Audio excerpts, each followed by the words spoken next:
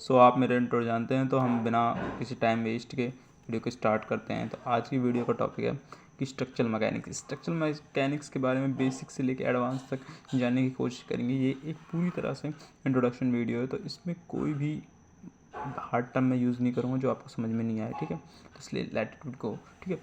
तो structural mechanics होता क्या है? स्ट्रक्चरल मैकेनिक्स बेसिकली डिज़ाइन होता है मटेरियल्स के लिए। मटेरियल्स इसके कई नाम से हैं, स्ट्रक्चरल मैकेनिक्स या फिर लगा लीजिए स्ट्रेंथ ऑफ मटेरियल, या फिर सोम लगा लीजिए। सोम के अलावा इसके भी बीटेक में अलग अलग नाम है, स्ट्रेंथ या फिर स्ट्रक्चरल एनालिसिस, ठीक है। तो इसके बेसिकली बहुत सारे सिनोनिम्स हैं, ठीक है। मीनिंग सेम है बट डिफरेंट नेम है। तो इसमें क्या होता है, मटेरियल्स के बारे में स्टडी करते हैं।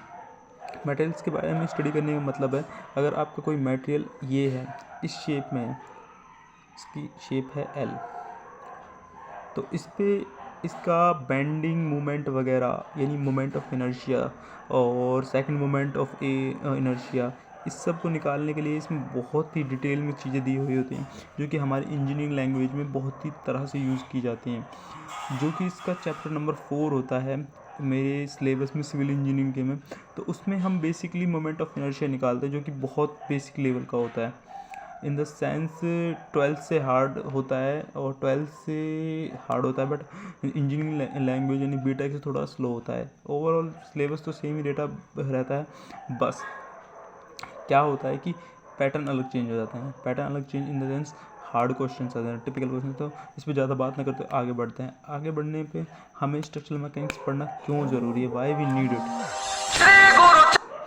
तो वाई वी नीड इट, सो इसको पढ़े बिना हम किसी भी मटेरियल की शक्ति या फिर उसकी ड्यूरेबिलिटी या फिर और कोई भी चीज़ बिल्कुल भी प्रोडिक्ट नहीं कर पाएंगे। हमारी कोई भी स्ट्रक्चर है तो उसकी हम लाइफ लाइन को नहीं प्रोडिक्ट कर पाएंगे कि हमारा स्ट्रक्चर कितने समय तक टिकेगा, या फिर उसमें क्या क्या फेलियर्स हमको आगे फ्यूचर में देखने के लिए मिलेंगे। तो इसलिए हम स्ट्रक्चर मैकेनिक्स को बेसिकली पढ़ते हैं। उसमें हमें सारा जो कि हमारा बेंडिंग मूवमेंट होता है वो हमें ये बताता है कि हमारे स्ट्रक्चर में के या फिर किसी भी पार्ट पे, स्ट्रक्चर के किसी भी पार्ट पे जब हम लोड डालेंगे इन परसेंट ऑफ लोड, तो कितना चेंज होगा।